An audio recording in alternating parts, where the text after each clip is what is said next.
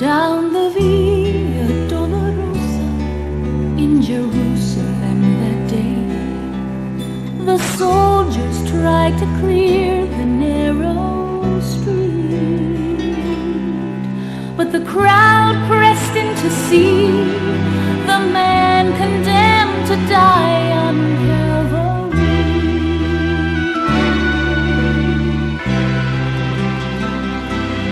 He was bleeding from a beating, there were stripes upon his back, and he wore a crown of thorns upon his head, and he bore with every step the scorn of those who cried out for his death.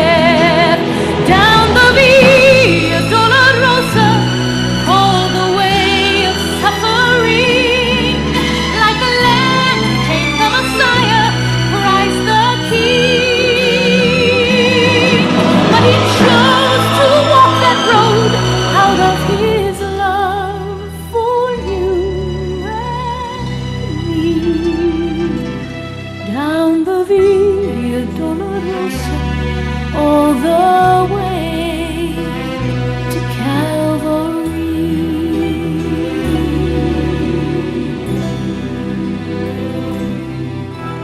Down the Via Dolorosa in Jerusalem that day, the soldiers tried to clear the narrow street, but the crowd pressed in to see the man condemned to die on Calvary.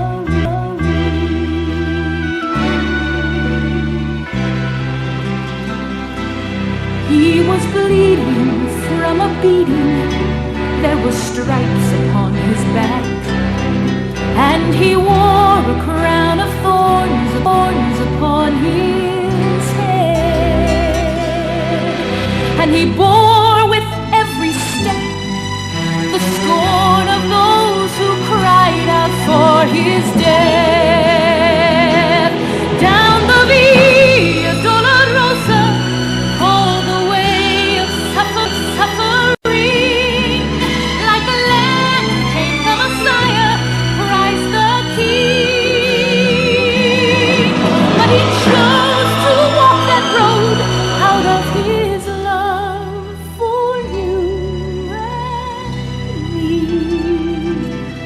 Down the Via Dolorosa, all the way to Calvary.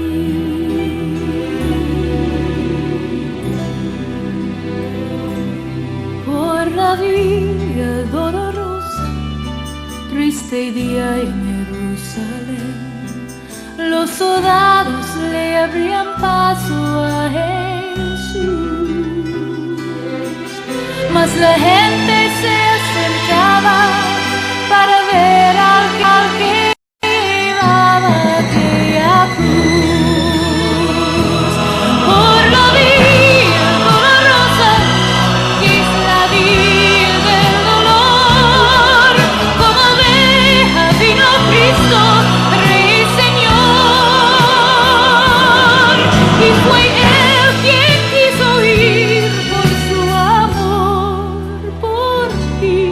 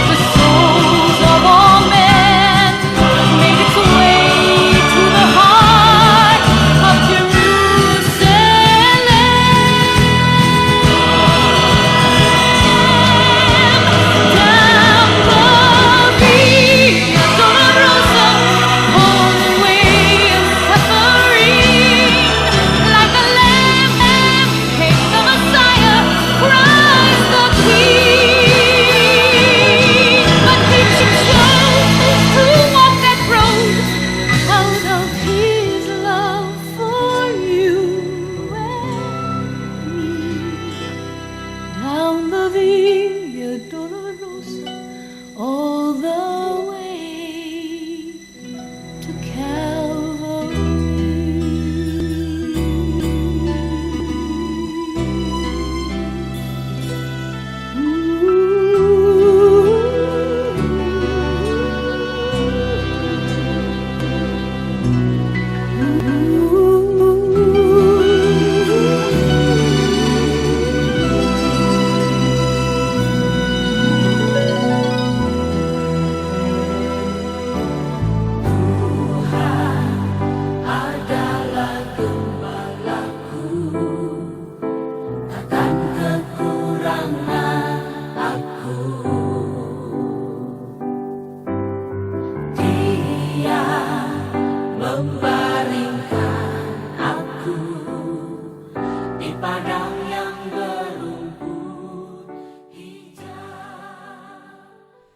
Shalom, saudara yang Tuhan kasihi, kita berjumpa di dalam ibadah live, di mana kita saat-saat ini tidak bisa berjumpa di dalam rumah ibadah, tetapi tidak menutup kemungkinan untuk kita selalu tetap mendengar kebenaran firman Tuhan. Kebenaran firman Tuhan mengenai Paskah. Pada minggu ini saya akan ambil di dalam Injil Lukas pasal 23 ayat yang ke-34a. Demikian bunyi firman Tuhan. Yesus berkata, "Ya Bapa, ampunilah mereka, sebab mereka tidak tahu apa yang mereka perbuat." Saudara yang Tuhan kasih, ada suatu statement yang dikatakan oleh Tuhan Yesus. Dia berkata bahwa Bapa, ampunilah mereka, sebab mereka tidak mengerti apa yang mereka perbuat, baik itu yang keluar dari mulut mereka, baik itu yang diperbuat melalui tangan mereka ataupun kaki mereka, mereka perbuat dan mereka tidak mengerti apa yang mereka perbuat. Oleh sebab itu pada peristiwa Paskah, Yesus berkata kepada Bapa, "Bapa, ampunilah mereka, sebab mereka tidak mengerti apa yang mereka perbuat." Perkataan ini tidak hanya keluar dari bibir atau mulut Tuhan Yesus, tetapi Yesus berteriak kepada Bapaknya untuk mereka supaya diampuni segala dosa-dosa mereka. Nah, saudara yang Tuhan kasih, kalau kita melihat situasi saat ini, apakah dunia bisa seperti Yesus? Kami pernah mendengar satu perkataan dari tokoh dunia, yaitu dari seorang yang bernama Nelson Mandela. Dia tokoh dari Afrika Selatan, presiden dari Afrika Selatan. Dia berkata hampir mirip dengan perkataan Yesus. Ampunilah kesalahan musuh-musuhmu. Tetapi ada tambahan dari Nelson Mandela. Tetapi jangan sampai engkau lupakan kesalahan mereka. Ingat kesalahan mereka. Saudara yang Tuhan kasih, Nelson Mandela berkata seperti itu. Beda sekali dengan Yesus yang mengatakan bahwa ampunilah mereka. Tetapi Nelson Mandela berkata bahwa jangan lupakan kesalahan mereka. Ada apa? Maksudnya apa? Nelson Mandela berkata seperti itu. Agar bisa menjaga jarak antara kita yang pernah disakiti dengan orang yang menyakiti kita. Kita menjaga jarak supaya kita tidak terkena lagi dengan satu tipu daya orang itu. Jangan-jangan nanti lain waktu, lain hari, lain bulan, lain tahun, mereka perbuat lagi kepada kita. Jadi kita ingat kesalahan itu pernah terjadi kepada saya. Jadi saya tidak mau kena kesalahan yang kedua. Saudara yang Tuhan kasih, kalau seandainya Nelson Mandela mengingatkan kita untuk jangan sampai dilupakan, saudara, saya bisa paham kenapa. Nelson Mandela menyadari bahwa ada banyak orang di dunia ini tidak baik di dalam tingkah laku, perbuatan, tutur kata, sifatnya akan merugikan kita. Tetapi sebenarnya dengan kita mengingat-ingat kesalahan orang, ada benih-benih yang tidak baik yang akan muncul, yaitu benih-benih kebencian. Saudara, jikalau kita mengingat kesalahan orang lain itu pernah menyakiti kita, dan kita simpan, dan itu merupakan satu kebencian yang tidak terhapuskan, kebencian itu akan muncul dan akan menimbulkan suatu dosa yang lebih parah lagi, yaitu dendam. Kemungkinan kita akan merasa dendam dan kita akan tanamkan kepada orang lain. Jangan dekat-dekat dengan orang itu. Atau mungkin tanamkan kepada keluarga kita, anak-anak kita. Jadi dendam itu akan menguasai seluruh keluarga kita, saudara. Kalau kebencian itu dipelihara terus-menerus di dalam kehidupan kita, itu akan merambat bukan hanya pada pribadi kita yang bermasalah, tetapi pada waktu kita menceritakan kepada istri kita, menceritakan kepada anak-anak kita, anak-anak kita akan timbul dendam. Dan kalau sudah dendam itu, akan ada satu timbul yang lain, yaitu pembalasan dendam, saudara. Dan ini tidak akan putus-putus kalau kita memelihara kebencian. Oleh sebab itu, saudara yang Tuhan kasihi, pengampunan hanya omong kosong. Kita mengampuni hanya sebatas mulut kita bisa berkata mengampuni, tetapi sebetulnya kalau kita masih menyimpan kesalahan orang lain, itu bohong, itu omong kosong. Berbeda dengan Yesus, Allah kita yang kita sembah, dan Dia telah mati di kayu salib. Dia sudah membayar dengan harga yang mahal. Dia sudah mencucurkan darahnya sampai nafas penghabisan. Dan Dia berkata kepada Bapa, ampunilah mereka. Dan bukan hanya mengampuni saja yang keluar tulus dari hatinya. Dan Yesus melupakan.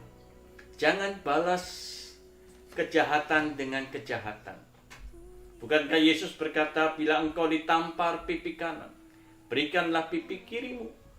Itu berarti bahwa Yesus pada waktu benar-benar mengampuni orang yang bersalah, berdosa, dan Dia sudah melupakan dan tidak mengingat-ingat lagi akan kesalahan orang itu.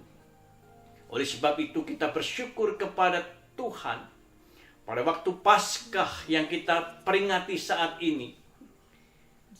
Dia berkata, ampunilah dia. Dan bukan hanya mengampuni saja, dan Dia melupakan kesalahan kita. Saudara yang Tuhan kasih, suatu anugerah pada waktu kita diampuni dan Tuhan membersihkan dosa-dosa kita yang merah seperti kermisi, dihapus seperti salju. Oleh sebab itu, tidak ada kebencian di dalam Yesus. Tidak ada kebencian yang ditanam di dalam pribadinya pada waktu Dia disalib. Yang ada adalah kasih. Yang ada adalah kasih. Sekali lagi, yang ada hanya kasih yang keluar. Karena Dia tidak bersalah dan Dia mati di kayu salib hanya karena kasih yang diberikan Allah kepada manusia. Kesempatan saat ini berbeda dengan Yesus. Dia mati di kayu salib. Dia menebus dengan harga yang mahal.